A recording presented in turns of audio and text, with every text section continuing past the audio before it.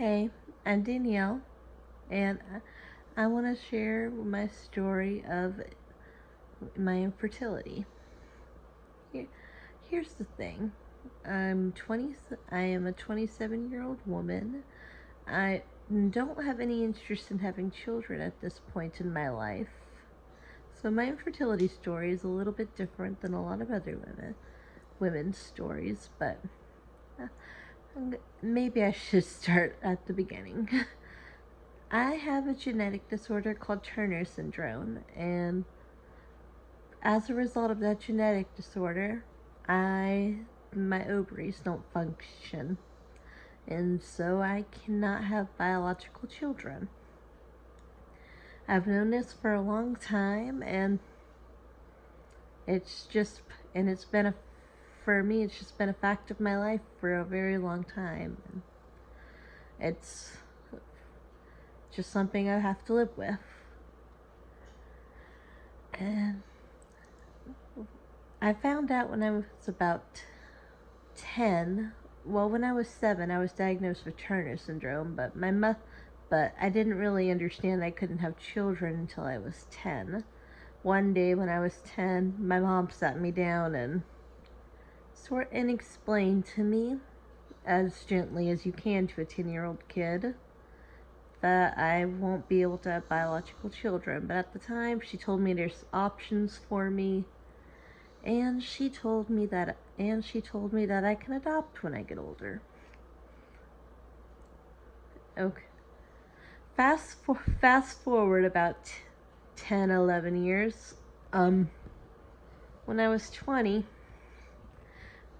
having the struggle, or I'm trying to think of the best way to articulate this thought.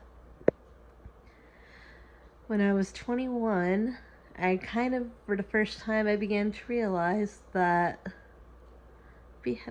not being able to have biological children, it could be something that could really impact my life, because I'd always thought I could adopt or do IVF, but when I was 21, I sort of realized those are expensive and that those are expensive and difficult options.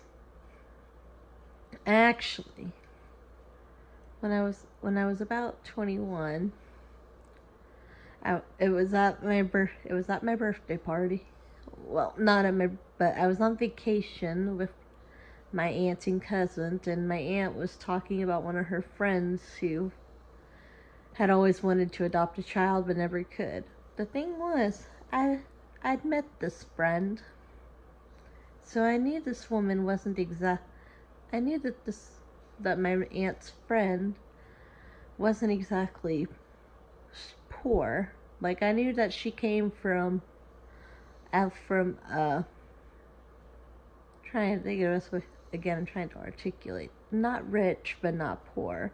Middle class. She came from a very middle class Denver neighborhood. I'd seen her home. It was a nice home. So the realization that she'd never been able to adopt a child because it was so expensive sort of hit me like a wrecking ball. And it's kind of been that way ever since. I mean, and within the last couple of years, I've kind of given up on the idea of ever having kids. Like, maybe I'll meet somebody who has kids, or maybe I'll end up fostering and adopting a kid someday, but I just don't know. But for my sanity, I've pretty much given up on the idea. I've definitely given up on the idea of ever having a baby.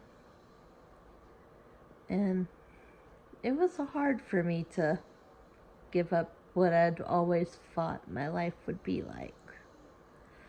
And I understand I understand I might be a little bit luckier than some women, because I knew from the time I was a young age that this was going to be part of my life. And now, as an adult, I've seen women go through the struggle not finding out they were infertile after trying to have a baby, and I can't imagine how hard that would be. At least I know. And so there it is. But yeah, I don't know what it's like to go through IVF or any of that stuff, but one thing I do understand is but what I do understand is watching your sister become pregnant and love and feeling so happy for her and feeling so much love for the baby growing inside of her, but at the same time having the dark fleeting thought, that'll never happen to me. I'll never get to experience that. And feeling guilty for thinking that. I am blessed with my nieces. I have two nieces and they are a blessing. And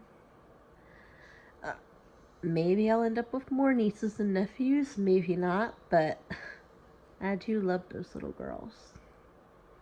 I thank God for them every day. And I haven't completely given up on the idea of ever being a mother, but for the most part I have. Anyways, I kind of wanted to share this story because I'm not trying to make people feel sorry for me, but I wanted to share my story because it's a little bit different than the typical infertility story, and I think that, and I'm hoping that it'll be helpful to somebody and maybe make a woman out there listening to this feel less alone. Anyways, that's all I wanted to say. Thank you for listening. Bye.